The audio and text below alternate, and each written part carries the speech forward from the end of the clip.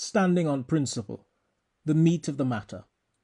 I've stood up assiduously for Her Excellency Paula May Weeks, ORTT, President of the Republic of Trinidad and Tobago, who has had to face an onslaught of unfounded, baseless, and vicious attacks by political thugs, self-appointed silk lawyers, and their little unthinking sheep.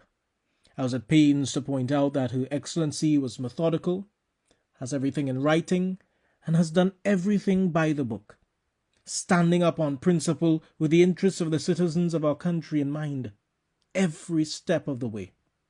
She's no stranger to integrity and the letter of the law. I said last week that if Her Excellency is forced to show her hand in this matter, it will embarrass a lot of high-profile people. I've been telling the public that their focus is all wrong and that they're being wholly hoodwinked by no good, mediocre, and failing politicians who couldn't stay consistent, even if they were on a one-way street. So let's now get into the meat of the matter, shall we? Last evening the President showed a portion of her hand and stated, 1. Her office is independent, apolitical, and shan't be drawn into behaviours that are not the practice of the office of the President. 2. She opted to wait for the outcome of a court decision before making a comprehensive statement. 3. She received the order merit list on August 11, 2021, and it was immediately withdrawn the same day. 4. She harboured serious concerns about the effect and legality of Legal Notice 183 of 2021, paragraph 4, stating that she did not think 5. That the President was given the power to forward a withdrawn merit list by the specific law under which it was submitted. 6.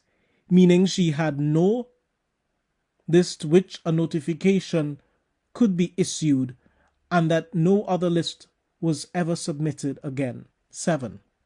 She received correspondence in writing which said the recruitment and selection process for the office of the Commissioner of Police has not yet been completed.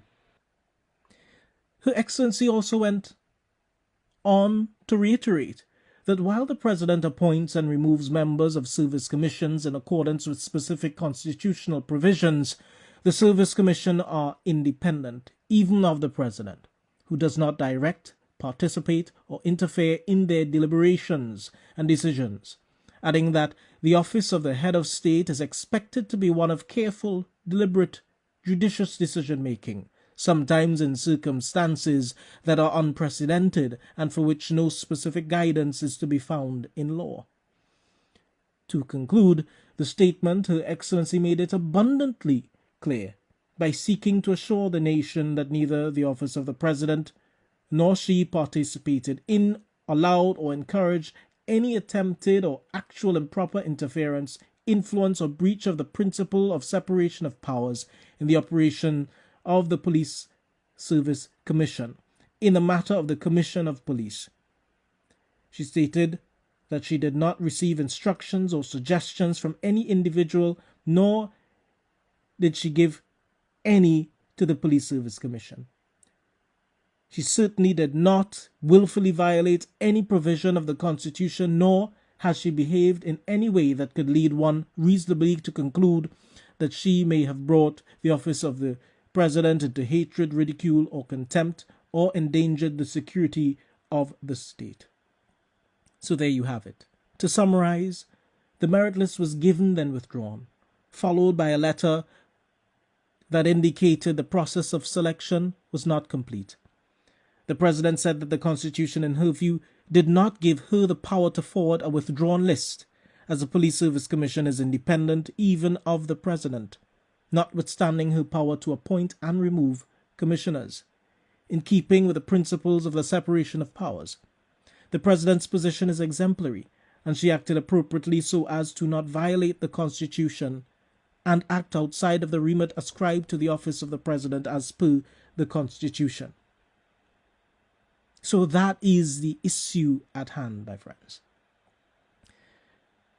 But, when you have people who are as politically irrelevant and failing as the Member of Parliament for Superior, political leader of the United National Congress, former People's Partnership Prime Minister Kamala Persad-Bissessar, you'd realize that in order to score what she may deem to be political points, though in my humble opinion cheap, you'd do virtually anything to give the impression that you're doing the people's work. But when you dig deeper, look beyond the sheer conjecture, political theatrics and platitudes, all you see is the following: lost opportunities to hunker down on the real issues and ask the real pertinent questions of those in government. You see a continued inability to understand the issues and an unsettling lack of attention to detail. An outrageously low level of professional IQ, standards and etiquette by an amateur team of ill advisors. As a self-appointed silk, Mrs. Persad-Bissessar should know that indeed, she ought to come to the table better than that. So here we have it, ladies and gentlemen. This is the issue at hand. The president's position is exemplary. Her position is one of integrity and due process. She indicated very clearly that the Constitution did not give her the ability to forward to Parliament a list that was withdrawn by an independent police service commission, that is even independent of the office of the president. P.S. Robinson reporting.